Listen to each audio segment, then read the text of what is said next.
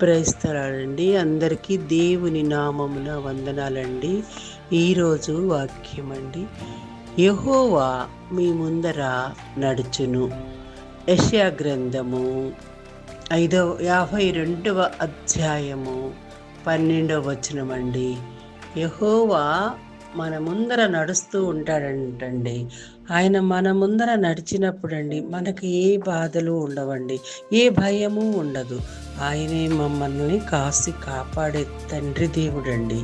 మరి నిజంగా అండి, ఆయన మనకు అండగా ఉన్నప్పుడు ఏ సమస్యలు వచ్చినా కూడా, ఏ విధమైన బాధలు వచ్చినా కూడా మనకి ఆయన ముందర నడిచినప్పుడు యెహోవా దేవుడు మనకి యెషయా గ్రంథంలో చెప్తున్నారండి. 52వ అధ్యాయం 12వ వచనం ప్రకారం ఆయన మన ముందర నడుస్తాడంటండి యెహోవా దేవుడు.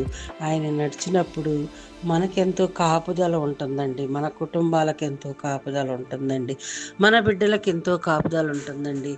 మరి మన చుట్టుపక్కల ఉన్న వాళ్ళకి, మన బంధువులు అందరికీ కూడా ఎంతో కాపుదల ఉంటుందండి.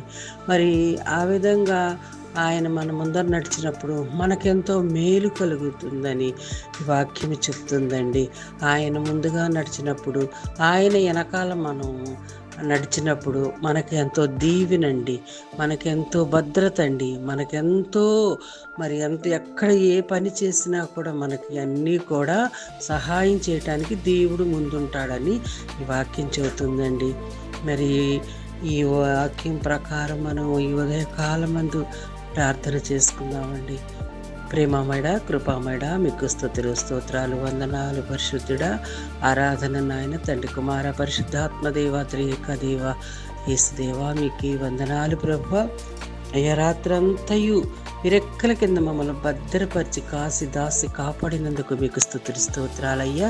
అయ్యా, ఈ రోజంతా ఉదయం లేచిన దగ్గర నుండి రాత్రి ఎంత వరకు కూడా తండ్రి మాకు తోడుగా ఉండమని, అయ్యా మా కుటుంబాలకు తోడుగా ఉండమని, అయ్యా తండ్రి మేము చేసే పనుల్లో మాకు తోడుగా ఉండి ముందు నడిచి మమ్మల్ని నడిపించమని అడుగుచున్నాం ప్రభువా. అయ్యా, మరి దేవుని పరిచయం చేసి ప్రతి ఒక్కరిని కూడా దీవించి ఆశీర్వదించమని ఈ చిన్న ప్రార్థన ఆలకించండి. అయ్యా తండ్రి, మరి ముఖ్యంగా ప్రభువా, మిమ్మల్ని తెలుసుకుని వాళ్ళు ఎంతమందో ఉన్నారు ప్రభువా. అందరూ కూడా మిమ్మల్ని తెలుసుకొని మిమ్మల్ని స్తుతించుకునే భాగ్యాన్ని దయచేయమని ఈ చిన్న ప్రార్థన ఆలకించమని ప్రేమగల యేసుక్రీస్తు పరిశుద్ధ నామములో అడిగి వేడుకొనుచున్నాము తండ్రి, ఆమేన్. అందరికీ ప్రైస్తలాడండి.